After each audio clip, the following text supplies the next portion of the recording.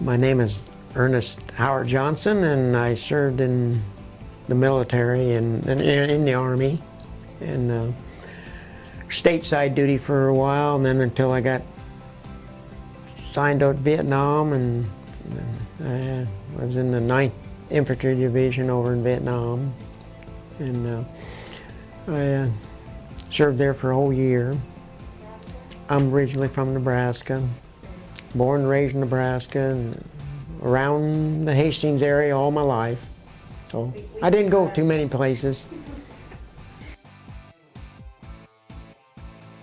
And 3 Purple Hearts, and I was wounded 3 different times in Vietnam, and one time was a booby trap. The second one was a bullet, and the third one I got burned pretty bad over there. So it took a lot of energy out of you after you had that all taken care of, and come back to the States, and they kind of helped me out and whatnot through all that stuff, and it was a exciting place, I'll tell you. It was more exciting than I thought it was, but it wasn't fun and games.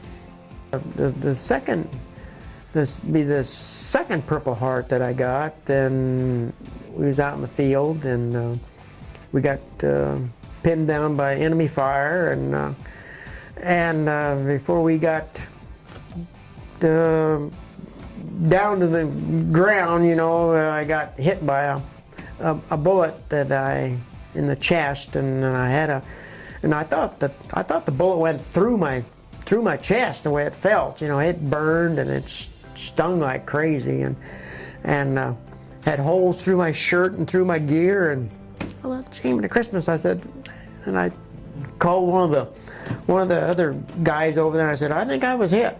And he said, well, just a minute, let me take a look. And so he unbuttoned my shirt and all that stuff, you know, and got to look, and he said, no, but he said, you got bruised pretty bad, he says. And I didn't know until about the next day, I think it was, when I pulled that tube of chapstick out of my pocket. They made of metal back then, and I pulled that tube of chapstick out of my pocket, and I seen that it had a great big dent in it from where that bullet hit it.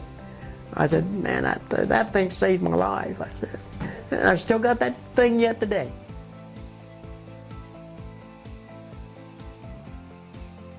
It teaches you a lot about respect and different things like that. It actually really helps a person to know what he wants to do, and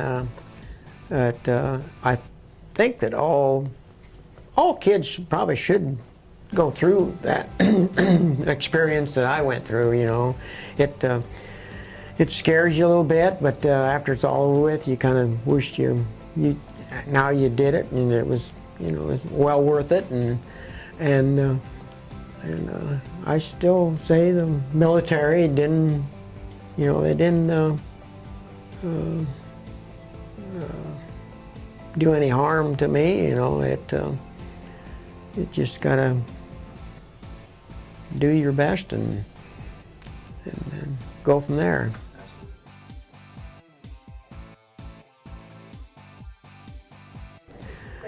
Well, when I got discharged, after coming back from Vietnam, I had to serve 6 more months here at stateside duty, and then when I got out, then I went back to my regular job that I had when I left, you know, and they honor you, they take you back again, and I worked there. I worked there till I was, until 65. I think 65, yeah. And that's when I farmed too besides, you know, and that's where I lived and born and raised on the farm, and I farmed with my dad then, you know, and till he passed away, and then I still kept the farming for another probably 4 or 5 more years, probably somewhere in there. And then And then they decided to sell the farm and that, and then I just went, and then I went to work for another farmer, and I'm still working for that same farmer yet today. So.